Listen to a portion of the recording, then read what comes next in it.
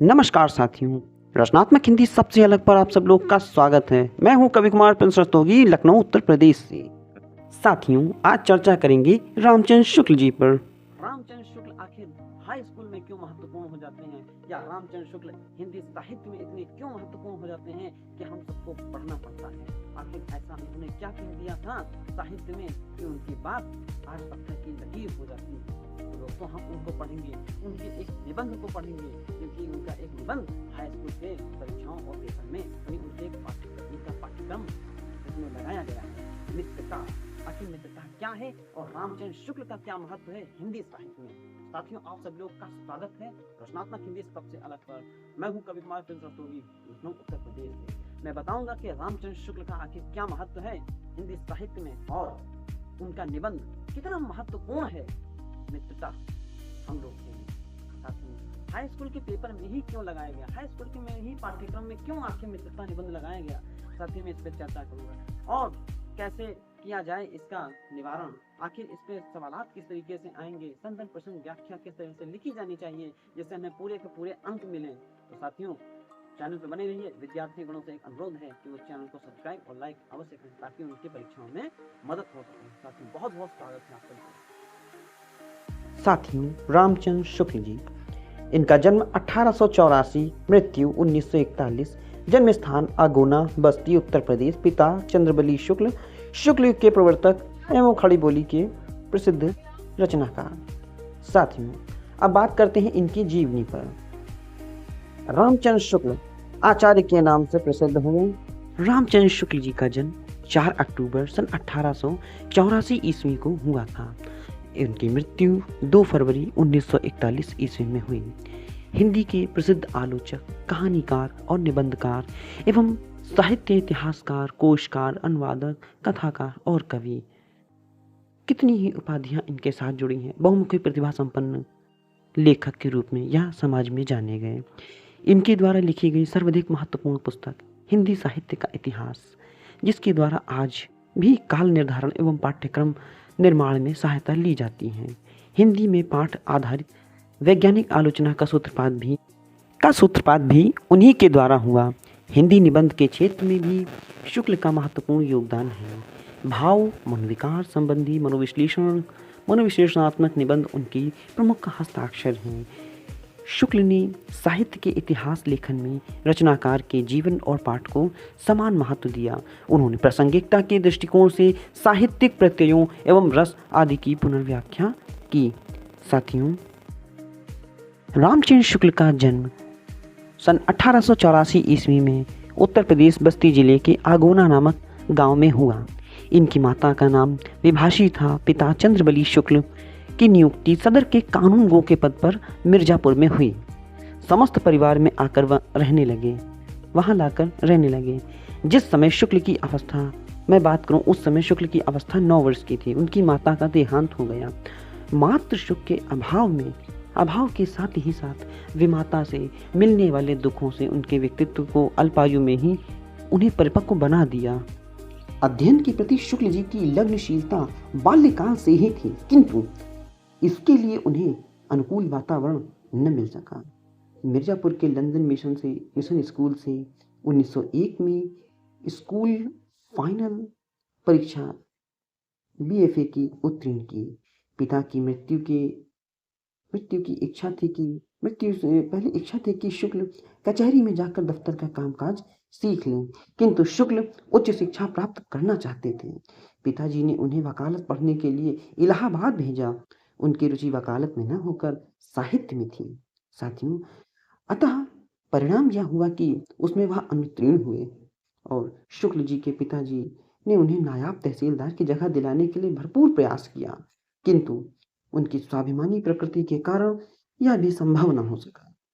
साथियों, सन 1903 से 1908 तक आनंद कादम्बरी के यह सहायक संपादक का कार्यभार संभाला। 1904 से 1908 तक लंदन मिशन स्कूल के ड्राइंग के अध्यापक रहे, यानी कला के अध्यापक रहे। इसी समय से उनके लेख पत्र पत्रिकाओं में छपने लगे। धीरे धीरे उनकी विद्वता का यश चारों ओर समाज में फैल गया। उनकी योग्यता से प्रभावित होकर सन 1908 में काशी नागरी प्रचारणी सभा ने उन्हें हिंदी शब्द सागर के सहायक संपादक का कार्यभार सौंपा, जिसे सफलतापूर्वक उन्होंने पूरा किया। बाबू श्याम सुंदर दास के शब्दों में शब्द सागर की उपयोगिता और सर्वांग पूर्णता का अधिकांशतः श्रेय रामचंद्र शुक्ल को प्राप्त है। वे नागरी प्रचारणी की पत्रिका के संपादक भी रहे। 1919 में काशी हिंदू विश्वविद्यालय के हिंदी के प्राध्यापक भी नियुक्त हुए, जहां श्याम सुंदर दास की मृत्यु के बाद सन 1937 में जीवन के अंतिम समय तक यानी 1941 तक वह काशी हिंदू विश्वविद्यालय के विभागाध्यक्ष पद पर भी उसे सुशोभित किया। 2 फरवरी सन 1941 को हृदय गति रुकने जाने से शुक्ल जी का देहांत हो जाता है। दोस्तों, फिर उसके आगे की कहानी ही बदल जाती है, मगर इनका कहना बहुत कुछ अमर कर जाता है। साथियों, इनका लेखन बहुत कुछ कह जाता है और सोचने समझने पर मजबूर करता है कि कैसे क्या लिख गए, क्या लिखा जा सकता है और भी अधिक। साथियों, अब बात करेंगे इनकी मौलिक कृतियों की। इनकी मौलिक कृतियाँ क्या हैं? आलोचना ग्रंथ तुलसी, सूर, जायसी पर इन्होंने आलोचनाएं की हैं। साथियों, काव्य में रहस्यवाद, काव्य में अभिव्यंजनावाद, रस मीमांसा आदि शुक्ल जी की आलोचनात्मक रचनाएं हैं। निबंधात्मक ग्रंथ, उनके निबंध चिंतामणि नामक ग्रंथ के 2 भागों में संग्रहित हैं। चिंतामणि के निबंध के अतिरिक्त शुक्ल ने अन्य निबंध भी लिखे हैं, जिनमें मित्रता, अध्ययन आदि निबंध सामान्य विषयों पर लिखे गए निबंध हैं। मित्रता निबंध जीवन उपयोगी विषय पर लिखा गया उच्च कोटि का निबंध है, जिसमें शुक्ल जी की लेखन शैली गत विशेषताएं झलकती हैं। क्रोध निबंध में उन्होंने सामाजिक जीवन में क्रोध का क्या महत्व है, क्रोधी की मानसिकता जैसे संबंधित पहलुओं पर विश्लेषण किया है। साथियों, इनके ऐतिहासिक ग्रंथ हिंदी साहित्य का इतिहास, यह एक अनूठा ऐतिहासिक ग्रंथ है। मैं तो कहूँगा इसे अवश्य पढ़ना चाहिए। इसे मैंने भी पढ़ा। छात्रों, आप भी पढ़ेंगे अवश्य ही। अब मैं बात कहूँ तो रामचंद्र शुक्ल की शैली क्या है आखिर? गन्वेषणात्मक शैली, भावनात्मक शैली। गन्वेषणात्मक शैली में, इस शैली में शुक्ल ने नवीन खोजपूर्ण निबंधों की रचना की है। आलोचनात्मक शैली की अपेक्षा यह शैली अधिक गंभीर और दुरूह है। इसमें भाषा क्लिष्ट है, बड़े बड़े वाक्य और मुहावरों का नितांत अभाव है। भावात्मक शैली की बात करूं तो शुक्ल के मनोवैज्ञानिक निबंध भावात्मक शैली में लिखे गए हैं। यह शैली गद्य और काव्य का सा आनंद प्रदान करती है। इस शैली की भाषा व्यवहारिक है। भावों की आवश्यकता अनुसार छोटे बड़े दोनों ही प्रकार के वाक्यों को अपनाया गया है। बहुत से ऐसे वाक्य तो शुक्ति के रूप में प्रयुक्त हुए हैं, जैसे बैर क्रोध का आचार या मुरब्बा है। इनके अतिरिक्त शुक्ल जी के निबंधों में निगमन पद्धति, अलंकार योजना, तुकदार शब्द, हास्य व्यंग्य, मूर्तिमत्ता आदि अन्य शैलीगत विशेषताएं भी हमें देखने को मिलती हैं। साथियों, शुक्ल शायद हिंदी के पहले समीक्षक हैं जिन्होंने वैविध्यपूर्ण जीवन के ताने बाने में गंफित काव्य के चेहरे और व्यापक लक्ष्यों को साक्षात्कार करने का वास्तविक प्रयत्न किया। उन्होंने भाव या रस को काव्य की आत्मा माना है, और पर उनके विचार से काव्य का अंतिम लक्ष्य आनंद नहीं बल्कि विभिन्न भावों के परिष्कार और प्रसार एवं सामंजस्य द्वारा लोक मंगल की प्रतिष्ठा है। उनकी दृष्टि में महान काव्य वह है जिससे जीवन की क्रियाशीलता उजागर हुई हो। इसे उन्होंने काव्य में लोक मंगल की साधना अवस्था कहा है। शुक्ल की समस्त मौलिक विचारणा लोक जीवन के मूर्त आदर्शों से प्रतिबद्ध है। हमारे हृदय का सीधा लगाव प्रकृति के गोचर रूपों से है। इसलिए कवि का सबसे पहला आवश्यक काम बिंब ग्रहण या चित्रानुभव कराना है।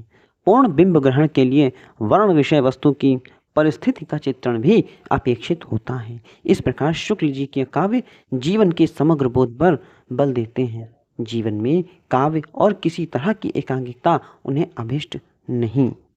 शुक्ल की स्थापनाएं शास्त्रबद्ध उतनी नहीं है जितनी मौलिक हैं। उन्होंने अपनी लोक भावना और मनोवैज्ञानिक दृष्टि से काव्य शास्त्र का संस्कार किया। इस दृष्टि से वे आचार्य की कोटि में आ जाते हैं।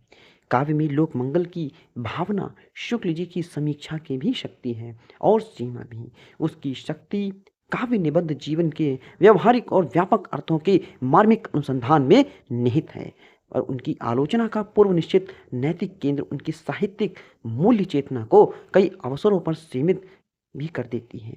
पर उनके मनोवैज्ञानिक दृष्टि आलोच्य कवि की मनोगति की पहचान में अद्वितीय है। जायसी, सूर और तुलसी की समीक्षाओं के द्वारा शुक्ल जी ने व्यावहारिक आलोचना का उच्च प्रतिमान प्रस्तुत किया। इनमें शुक्ल की काव्य मर्मज्ञता, जीवन विवेक, विद्वता और विश्लेषणात्मक क्षमता का असाधारण प्रमाण मिलता है। काव्यगत संवेदनाओं की पहचान उनके पारदर्शी विश्लेषण, यथातथ्य भाषा के द्वारा उन्हें पाठक तक संप्रेषित कर देने में पूर्व सामर्थ्य है। उनके साहित्य के इतिहास की समीक्षाओं में विशेषताएं स्पष्ट रूप से हैं या स्पष्ट रूप से देखी जा सकती हैं। साथियों, शुक्ल की मनोविकार संबंधी निबंध परिणित प्रज्ञा की उपज हैं। इनमें भावों का मनोवैज्ञानिक रूप स्पष्ट किया गया है तथा मानव जीवन में उनकी आवश्यकता, मूल्य और महत्व का निर्धारण हुआ है। भावों के अनुरूप ही मनुष्य का आचरण ढलता है। इस दृष्टि से शुक्ल जी ने उनकी सामाजिक अर्थवत्ता का मनोयोगपूर्वक अनुसंधान किया। उन्होंने मनोवैज्ञानिक मनोविकारों की निषेधों का उपदेश देने वालों पर जबरदस्त आक्रमण किया और मनोवेगों के परिष्कार पर जोर दिया।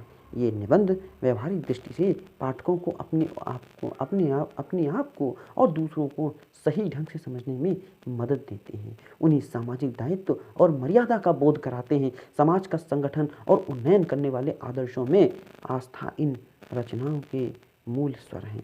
भावों को जीवन की परिचित स्थितियों से संबद्ध करके काव्य की दृष्टि से भी उनका प्रामाणिक निरूपण किया है। अपने सर्वोत्तम रूप में शुक्ल का विवेचनात्मक गद्य पारदर्शी है। गहन विचारों को सुसंगत ढंग से स्पष्ट कर देने में उनमें असामान्य क्षमता है।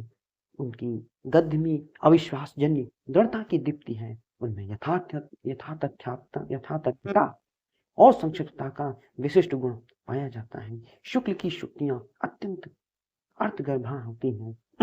उनके विवेचनात्मक गद्य ने हिंदी गद्य पर व्यापक प्रभाव डाला। शुक्ल जी का हिंदी साहित्य का इतिहास यह एक गौरव ग्रंथ है। हिंदी साहित्य प्रवृत्तियों के आधार पर किया गया काल विभाजन साहित्यिक धाराओं का सार्थक और निरूपण तथा कवियों की विशेषता बोधक समीक्षा इसकी प्रमुख विशेषता है। शुक्ल जी की कविताओं में उनके प्राकृतिक प्रेम, सावधान सामाजिक भावों द्वारा उनका देशानुराग व्यंजित है। इनके अनुवाद ग्रंथ भाषा पर सहज आधिपत्य हैं। आचार्य शुक्ल जी बहुमुखी प्रतिभा साहित्यकार थे। जिस क्षेत्र में भी कार्य किया उस पर अमिट छाप छोड़ी। आलोचना और निबंध के क्षेत्र में उनकी प्रतिष्ठा युग प्रवर्तक की है। काव्य में रहस्यवाद निबंध पर हिंदुस्तानी अकेडमी द्वारा उन्हें 500 रुपए का और चिंतामणि पर साहित्य सम्मेलन द्वारा प्रयागराज 1200 रुपए का मंगला प्रसाद पारितोषिक प्राप्त हुआ। साथियों, रामचंद्र शुक्ल का चिंतामणि भाग 1 प्रथमता या विचार विधि के नाम से 1930 में प्रकाशित हुआ था। कविता क्या है? निबंध सर्वप्रथम सरस्वती पत्रिका 1909 में प्रकाशित हुआ। साथियों, अब मैं बात करूंगा हिंदी साहित्य के अब लिखे गए इतिहास में रामचंद्र शुक्ल द्वारा हिंदी साहित्य का इतिहास सबसे प्रामाणिक और व्यवस्थित इतिहास माना जाता है। हिंदी साहित्य में रामचंद्र शुक्ल ने हिंदी शब्द सागर की भूमिका में लिखा था, जिसे बाद में स्वतंत्र पुस्तक 1929 में प्रकाशित आंतरिक कराया गया। 1929 में आचार्य रामचंद्र शुक्ल ने गहन शोध और चिंतन के बाद हिंदी साहित्य के पूरे इतिहास पर एक विहंगम दृष्टि डाली, यानी एक बहुत बड़ी दृष्टि से देखा। इतिहास लेखन में रामचंद्र शुक्ल के एक ऐसा क्रमिक पद्धति का अनुसरण करते हैं जो अपना मार्ग स्वयं प्रशस्त करती चलती है। विवेचना में तर्क का क्रमबद्ध विकास ऐसा है कि तर्क का एक एक चरण दूसरे से जुड़ा है, एक दूसरे से निकलता दिखाई देता है। लेखक को अपने तर्क पर इतना गहरा विश्वास है कि वह आवेश से उसे अपेक्षा नहीं रह जाती। आदिकाल से लेकर के आधुनिक काल तक आचार्य रामचंद्र शुक्ल का इतिहास इसी प्रकार तथ्याश्रित और तर्क सम्मत रूप में चलता है। अपनी आरंभिक उत्पत्ति में रामचंद्र शुक्ल ने बताया कि साहित्य जनता की चित्तवृत्तियों का सनिचित प्रतिबिंबित होता है और इन्हीं चित्तवृत्तियों की परंपरा को परखते हुए साहित्य परंपरा के साथ उनका सामंजस्य दिखाने में रामचंद्र शुक्ल का इतिहास और आलोचना कर्म निहित है। साथियों, अब बात करें तो इस इतिहास सबसे बड़ी विशेषता यह है कि आधुनिक काल के संदर्भ में शुक्ल जी ने यूरोपीय साहित्य का एक विस्तृत यद्यपि एक सांकेतिक परिदृश्य खड़ा किया। उनके ऐतिहासिक विवेचन में स्रोत, संपर्क और प्रभावों की समझ स्पष्ट होती है। हिंदी साहित्य का विभाजन मैं बात करूं तो हिंदी साहित्य का आरंभ अपभ्रंश में मिलता है। हिंदी में तीन प्रकार के साहित्य में गद्य, पद्य और चंपू साहित्य। गद्य और पद्य दोनों के मिश्रण को चंपू कहते हैं।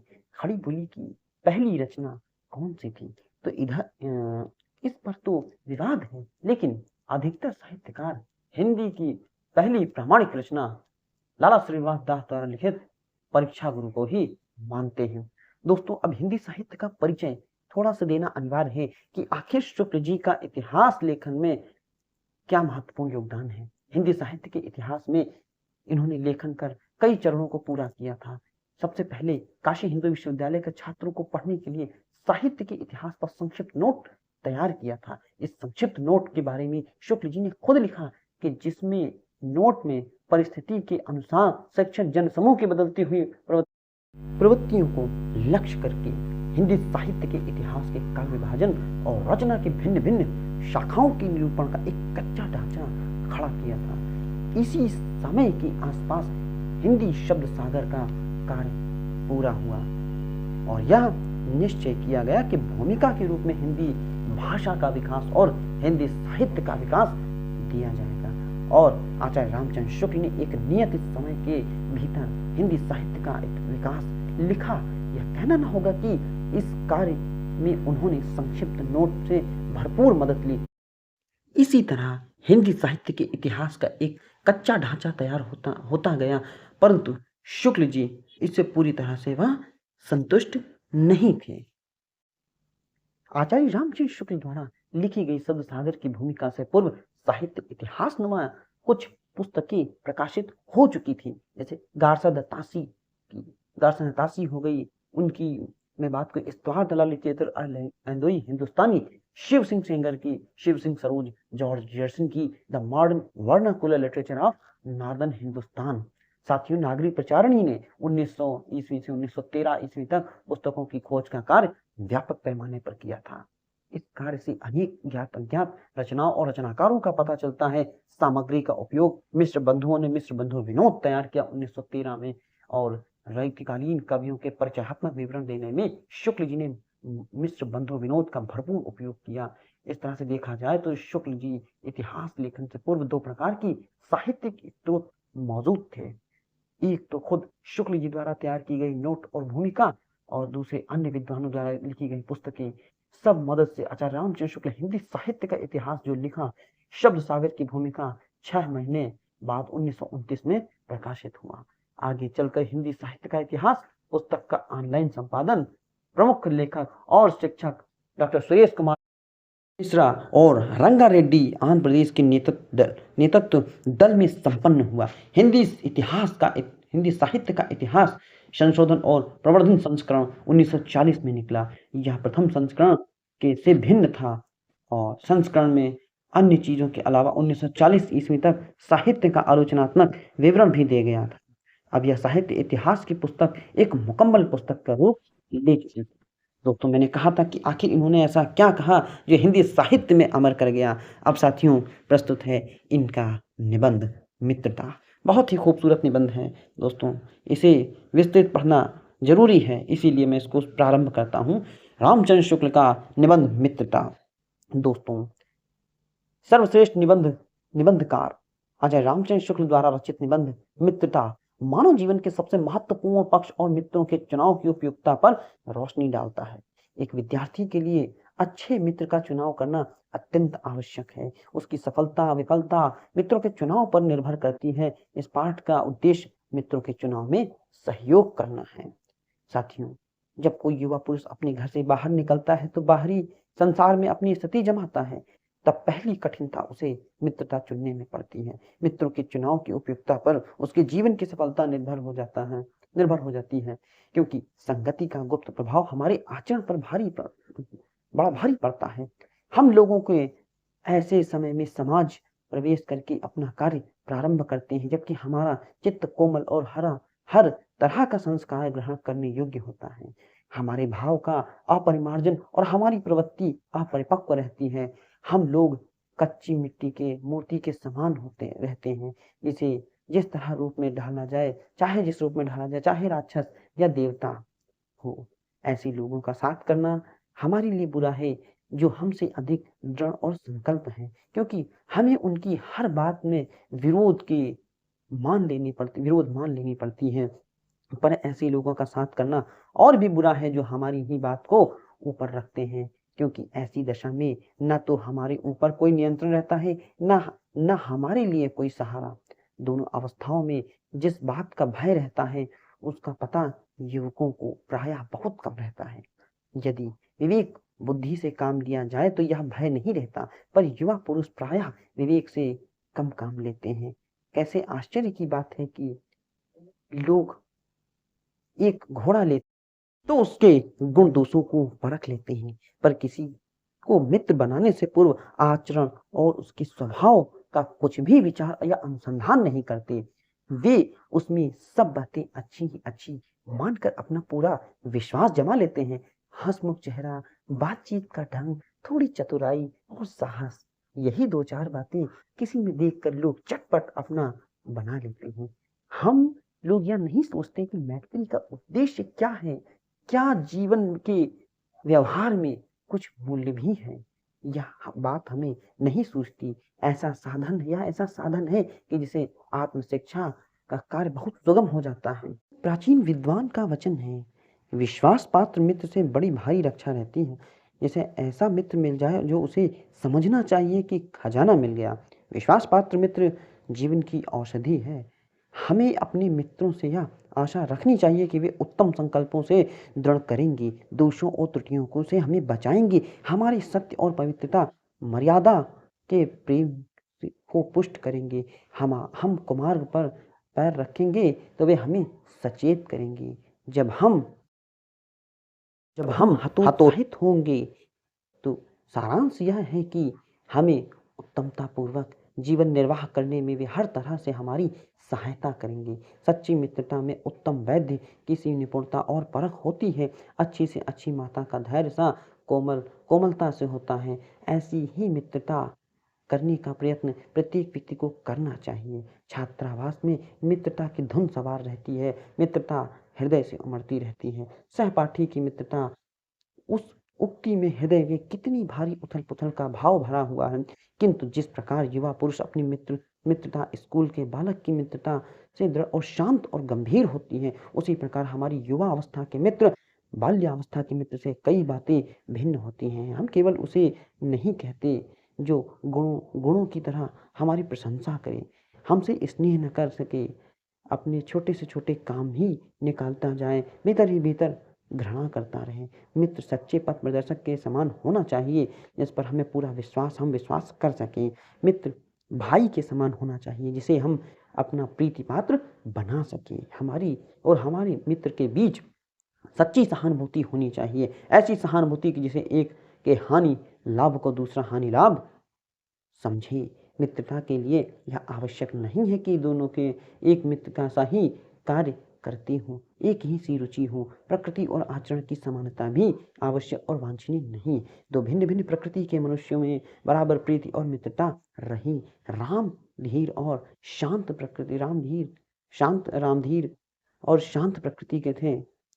लक्ष्मण उग्र और उद्रत स्वभाव के थे। दोनों भाइयों में अत्यंत प्रगाढ़ स्नेह था। उन दोनों की मित्रता खूब निभी। और यह बात नहीं है कि एक ही स्वभाव और रुचि के लोग में मित्रता हो सकती है। समाज में भिन्नता देखकर लोग एक दूसरे की ओर आकर्षित होते हैं। जो गुण हम में नहीं है, हम चाहते हैं कि ऐसा कोई मित्र मिले जिसमें वे गुण हों। चिंतनशील मनुष्य प्रफुल्लित चित्त का साथ ढूंढता है। निर्बल बलि का, धीर उत्साही का, उच्च आकांक्षा वाला चंद्रगुप्त युक्ति और उपाय के लिए चाणक्य का मुंह ताकता था। नीति विशारद अकबर मन बहलाने के लिए बीरबल की ओर देखता था। मित्रों, कुसंग का ज्वर सबसे भयानक होता है। यह केवल नीति और सद्गति का ही नाश नहीं करता, बल्कि बुद्धि का भी क्षय करता है।